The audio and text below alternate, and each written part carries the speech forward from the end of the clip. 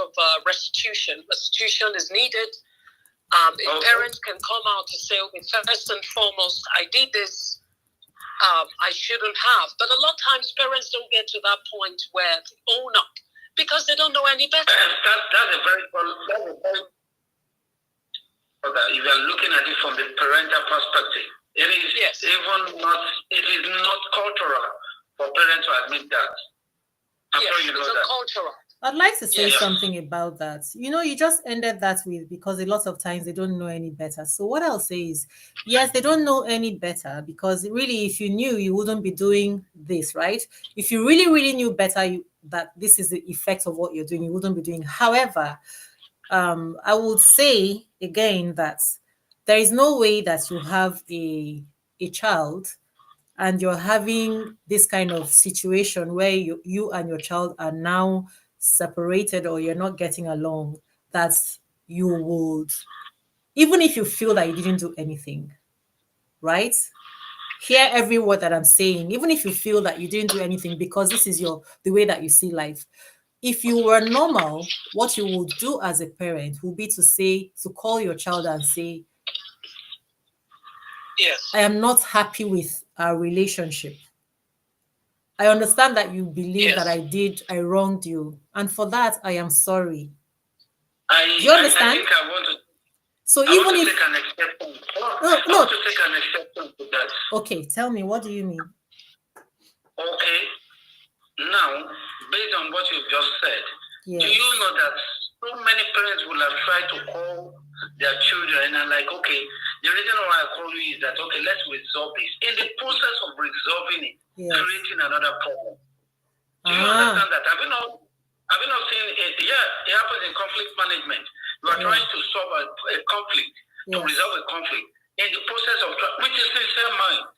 You get what I'm saying? They have good intention. So your point is? The point is, it is an external help first. Oh, yes. No, definitely. No. Yes, no, that's what we do here. So definitely, it is not that you meet with the child alone, both of you, right? So actually, what we do here is. No. You know what I'm trying to say is that this point that you are raising, that most people have tried it. Okay, I don't like my relationship with my child. I don't like my relationship with my children. I want us to be better than this. Okay, let me call one of them. Okay, first one, come. And then you discover that even the first one that we usually talk to, maybe use 5 minutes to talk to the mother, now stop that abruptly. You're right. So my point is, they are trying to fix it. But I'm saying, what my point exactly is this. This is like, what do you call it now? When you declare state of emergency. So this is a menace that deserves to be treated. And I believe it must come from the government. You know, there's a way they created awareness of mental awareness. I'll tell you something. Okay, I'll tell you something. That is why we are now doing it here on Diaspora Lounge, right? Okay. Because like yesterday, somebody said something about the government over that thing that the rumor is saying that Trump said about divorce and women taking away their ex's money. And somebody said government has to do something about it. And I say there are too many things that we are looking for government to do. And government, in fact, that's a different conversation. Yeah, it's good. Government can do something about this, right? That is all well and good, but nothing stops us. I say that as a society, each of us, we need to look at things that we observe are a big issue and see how we can, by ourselves, also take a stance and start to do something about it.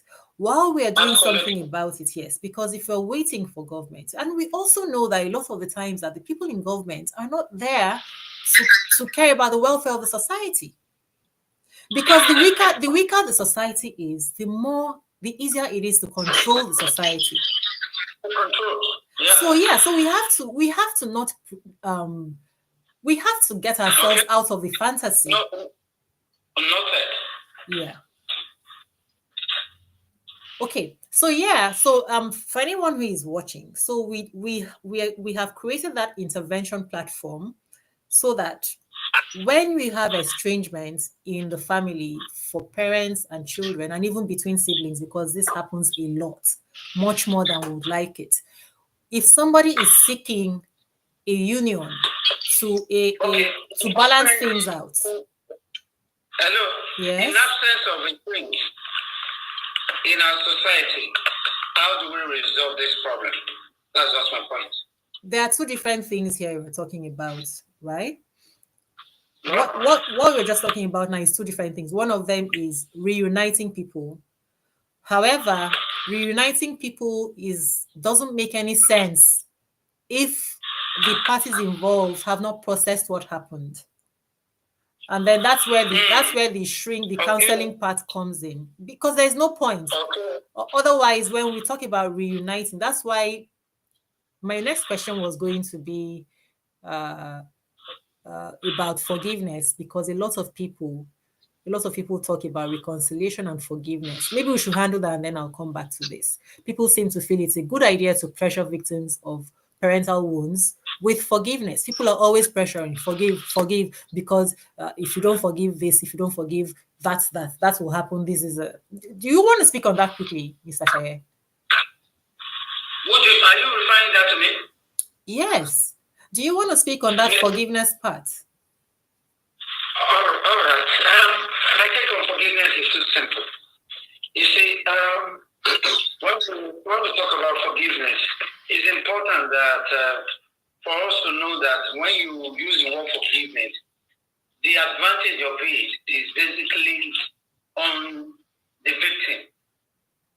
You understand? On the victim. Isn't it on both? The major advantage of forgiving is for the victim. Okay. So when you're saying the word, when you advise people, okay, all right, it has happened.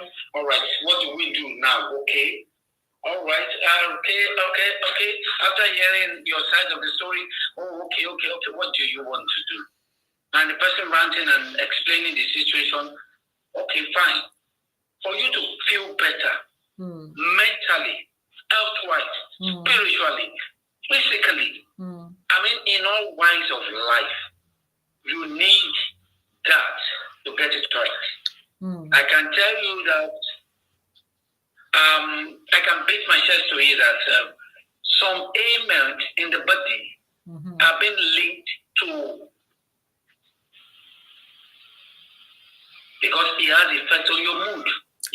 Being linked to what? Unforgiven. Unforgiveness. Yes. Right.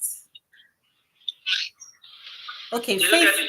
Yeah, Faith, do you want to respond to that? Yeah, I would like to say something, and I would like us to always bear in mind the more like it's a phrase that we know to err. I'm sure we've heard this many times. To err is human, to forgive is divine. Yeah. We hear it often and on without having to calibrate the significance or the depth of that phrase. It actually has a lot of depth. And from my thinking, I think I would like to explain what I think of it, which is basically reconciliation usually should always be the goal in healthy scenarios. Sorry, there is noise. We all aspire to reconcile because Uzo, you've used the word reconciliation. Yes. And it's very, very good that you used it alongside forgiveness. And we use the word, I find the word forgiveness as too ambitious. It's very, very ambitious for the human comprehension. It is. When we say, drawing back the word to err is human, to forgive is divine. And I would say that basically reconciliation should always be the goal in healthy scenarios. But it is not always going to be a reality because not every situation is healthy. Yeah. So it is possible to forgive someone without offering immediate. It's possible to forgive someone without reconciling. Yeah. And it's so possible also to reconcile without having forgiven. Yeah. Okay. Exactly. Yeah, it's because I like to look at things going by somebody that has actually gone through a series of parental and sibling wounds. And it has actually informed my work as a psychologist and somebody that is very, very open to a lot of the process of healing. And then I happen to have tried to see that, okay, for instance, I've had this personal brush with not just my parents, from time to time with my siblings. And I've tried scenarios where I have tried with every ounce of will to forgive. And then I would say to a large extent, I don't really know if I forgave or not, but I reconciled.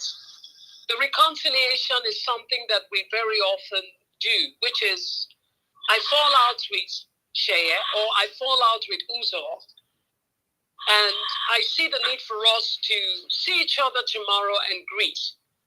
But I might not have forgiven her because the scar is still there. It takes us back to the scar. It takes us back to unhealthy scenarios. And nobody would like to put his or herself in that place because it's unhealthy. So reconciliation is one thing, forgiveness is another, because a lot of times we forgive, we do not reconcile, or we reconcile, we've not forgiven. So I would like to leave, I use the word ambitious, because a lot of times we use that word, I forgive you. Yeah. I want to think that that is divine. It will take a God to outdo, to right off certain wrongs. Because as human, we're unable to. Because a lot of times we think we're forgiven. We truly haven't. Because the sore hasn't healed. The sores are still open and they still fester. Yeah. The truth is. So it's very, very important that we touch on this. So in the bid to want to forgive and carry on healthily as humans, it's very, very important that we know that certain scenarios that cost us to really hurt is yet to heal. And because it hasn't healed, we most likely may not have forgiven as we thought we have. Here is what I often suggest. Here is what I often... What's the effect of that, please? The effect of what? The effect of what? Forgiving. Yes. And not reconciling. Forgiving and not reconciling. Okay, because in the context of that, Mr. Shea, I would like to reiterate that a lot of us say we're forgiven. Our parents could say they're forgiven, but they've not restituted. Okay. So there's no proper reconciliation, and that is for the parents that are. That's for the parents that are humble enough to say that I wronged my children, or I have offended you. Or it could be a lofty mile process where on his dying bed or on her dying bed, she says she's sorry. Okay. And the child isn't there. So there hadn't been proper reconciliation. So, but forgiveness, to say I forgive you was mentioned, but there was no reconciliation. So this is just one of the scenarios that I can give as illustration. And there are many more. It could happen for couples. It could happen with filial bonds, with siblings, where your brother would say, because, okay, forgiveness is an altar call away. If you forgive as God has forgiven you your sins, and then we recite that preamble again and again, but we have not reconciled. So I personally would think that we should humanize the process to say to each other, I want to reconcile with you. And in that reconciliation is simply started with a discussion to say, yes, I offended you in this area, I own up, and I am sorry. And I think that goes a very long way, but we rarely get to that point. And then we go into, I forgive you and I forgive you. And I would like to say here, with my full chest, that a lot of all the forgiveness that we reel out and we say we're forgiven, we truly haven't forgiven because the souls are still there.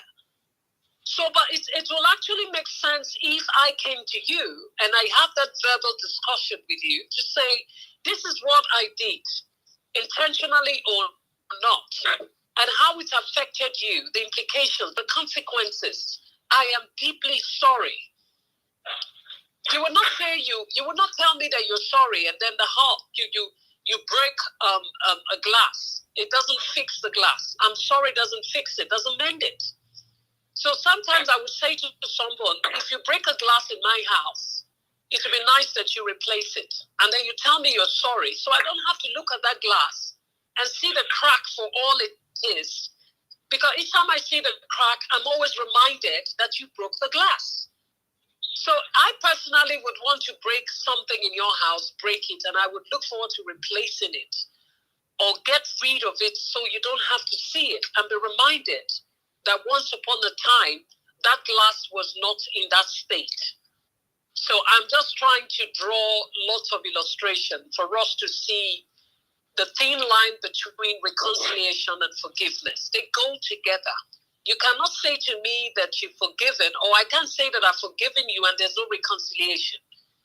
Because a lot of times we use that word very freely without understanding that for reconciliation goes with the process to which you were hurt. Let me say something. Please let me address that quickly. When we say that there can be, I think that there can be forgiveness without reconciliation, right? Depending on the person who is forgiving. The reason I say that is this. Here's a scenario. If, like I said before, if you understand that the person who did something, if I go out in the streets now and a madman on the streets spits at me or throws his feces at me, it can annoy me. I can be very annoyed, but this is a stark raving madman. How can I, do you understand? I cannot expect him to understand what he has done. Am I making sense? You know, so it's also that is, sorry for cutting in. That's a madman. There are no bonds. There are no loyalties. There are no loyalties with him. Faith. So it's very, very easy to brush it off and move on. But that's what I'm trying to say. I am trying to say that there is no sane person. There is no sane person who will do this to their offspring. You know that. You cannot be sane if you will do this. Something is wrong with your mental processing. In that case, because this is an opportunity for a person to understand that. You can be looking for that apology. I lost you for a bit. Are you there? Yes, we're here. Sorry. So you can be looking for, you can be expecting that, you can be expecting that acknowledgement and that apology. It cannot come from a mind that isn't healthy enough to understand that they've even done something wrong. Because these people are so sick that they're seeing that child as an extension of themselves. It is that absence of self-love that, do you understand, that's the extent to even that child that they're doing this to. So if somebody is stark raving mad, you cannot expect them to be able to process enough to say, hey, I did something wrong.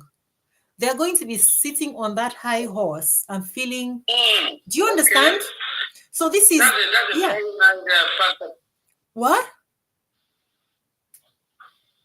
What?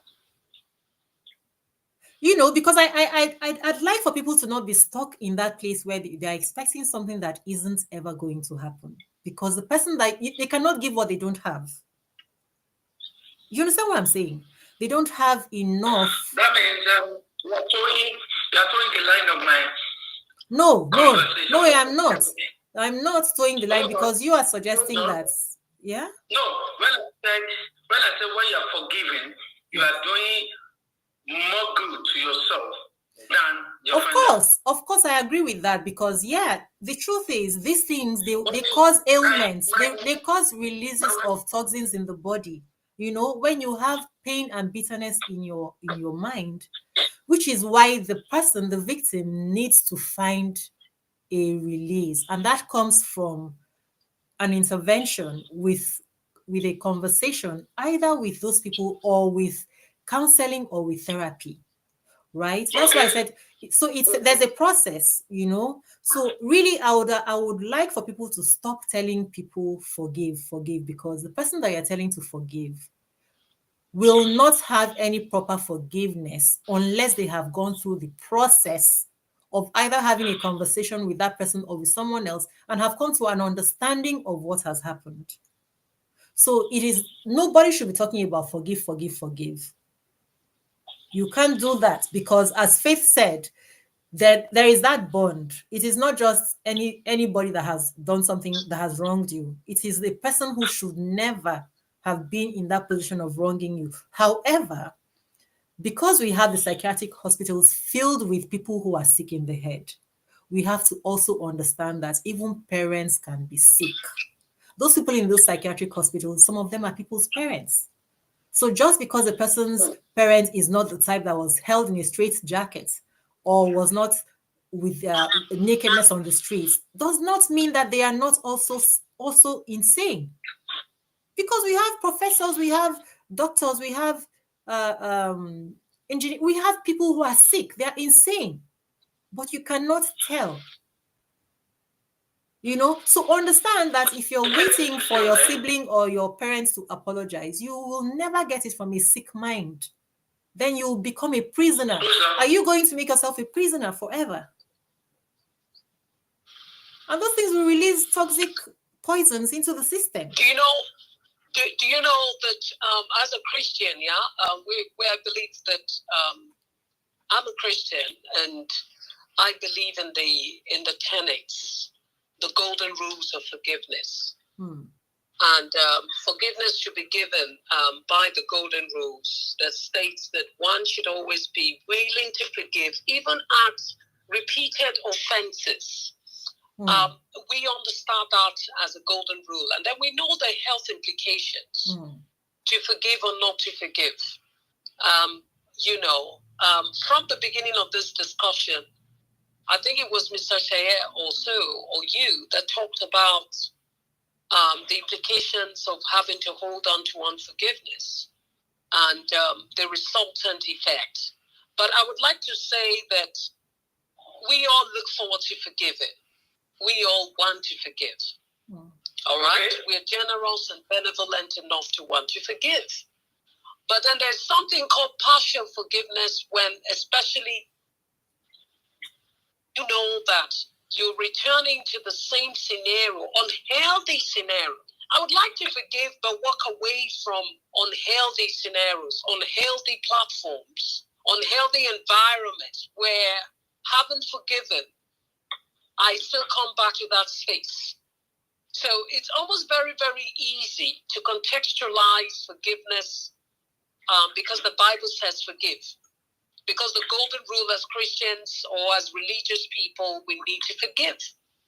But as humans with a mind, and as humans with hearts, we return to that same scenario again and again. I don't think. And where I talked about. Sorry, go on, please. Yes. Where I talked about reconciliation is if I must return, because let's look at filial bonds, let's look about siblings, let's talk about siblings. Every December you've traveled home and abroad. Don't we all look forward to returning home in December? Don't we look forward to a happy homecoming? And we look at family reunions in most December or festive periods. Everybody looks forward to it. And that is where it would be nice that reconciliation took place. So we don't verbalize forgiveness for the sake of it. And the unhealthy scenarios still happen. Because if you want to go into scenarios, is beyond a madman throwing feces at you. And that was what I was trying to say. I mean, I would brush that. I wouldn't want to get confrontational with a madman. Otherwise,